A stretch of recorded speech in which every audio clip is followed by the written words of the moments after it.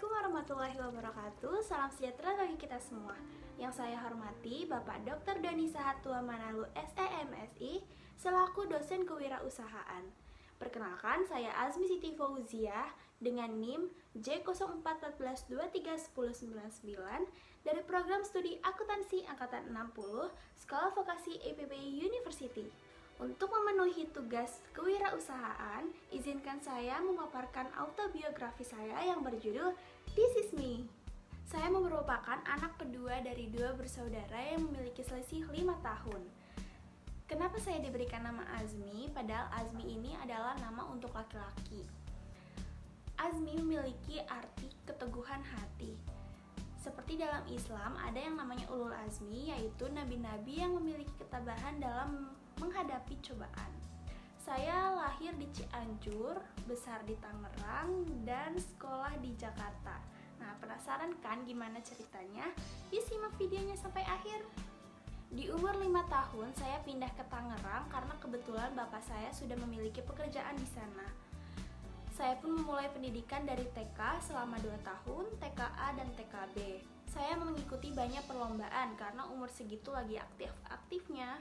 Selama TK saya diantar jemput oleh mama karena kebetulan tempat TK dan tempat pekerjaan mama itu berdekatan. Di umur 7 tahun saya masuk ke sekolah dasar yaitu SDN Larangan 2. Saya sekolah di sana karena jaraknya sangat dekat dengan tempat tinggal saya. Tapi butuh waktu 2 tahun saya beradaptasi dengan lingkungan SD karena orang-orang di SD ini sangat banyak, tidak seperti di TK yang orangnya lebih sedikit. Tapi di kelas 3 sampai kelas 6 saya mulai mengikuti lomba-lomba dan mulai memutuskan urat malu saya waktu itu dengan bergabung di pramuka. Nah, kehidupan SMP saya dipenuhi dengan kepramukaan karena awalnya di SD saya pernah mengikuti pramuka sebentar dan masih kurang puas, maka saya melanjutkan pramuka di SMP. Di pramuka ini saya belajar banyak hal dari survival, leadership, kekompakan, menjaga hubungan baik. Bahkan saya mempunyai pengalaman hidup di alam luar selama 3 hari 2 malam tanpa mandi. Lanjut memasuki masa putih abu-abu. Pada saat itu di PPDB ada yang namanya sistem zonasi.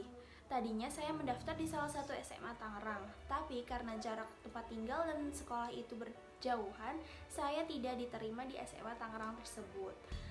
Maka saya mencoba daftar SMK di Jakarta, jalur luar DKI, di mana jalur tersebut sudah dihapuskan, dan saya merasa beruntung karena menjadi angkatan terakhir sebelum jalur luar DKI dihapus.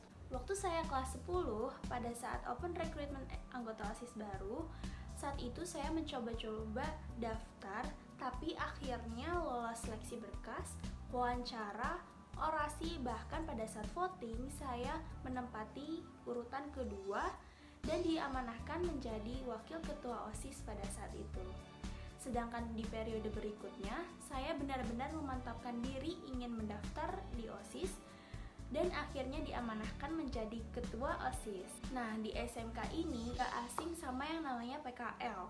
Di sekolah saya, tempat PKL itu mencari sendiri, bukan ditempatkan oleh sekolah. Nah, syukurnya saya mendapat PKL di Kantor Pelayanan Pajak Pratama Tanah Abang 2 bagian pemeriksaan. Pada waktu SMK saat itu, jiwa-jiwa kewirausahaan saya sedang tinggi-tingginya. Ditambah pandemi yang membuat saya bosen nih mau ngapain gitu kan. Akhirnya saya mencoba untuk berjualan. Pertama ada bakso aci. Di sini saya hanya sebagai reseller membantu jualan teman mama saya. Kedua ada makanan yang saya dan teman-teman SMK jual saat itu untuk keperluan kewirausahaan juga.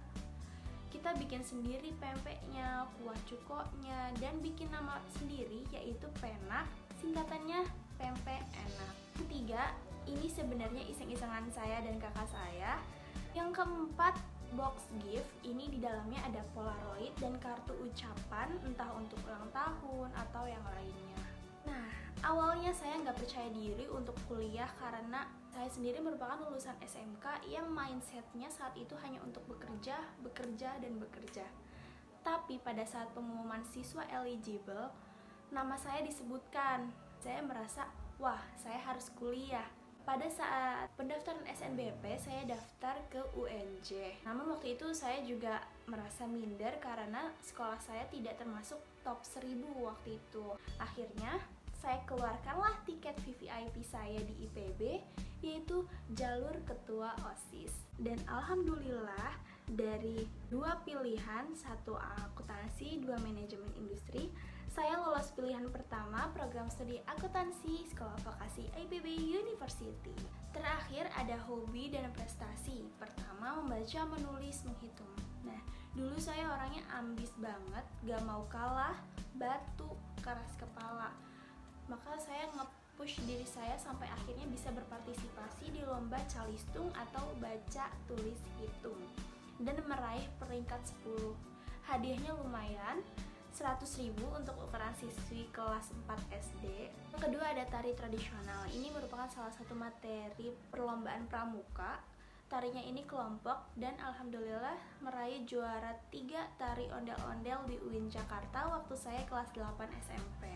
Yang ketiga ada dance modern. Nah, nggak banyak orang-orang yang tahu karena saya hanya menunjukkan hobi saya ini di depan teman-teman terdekat saya.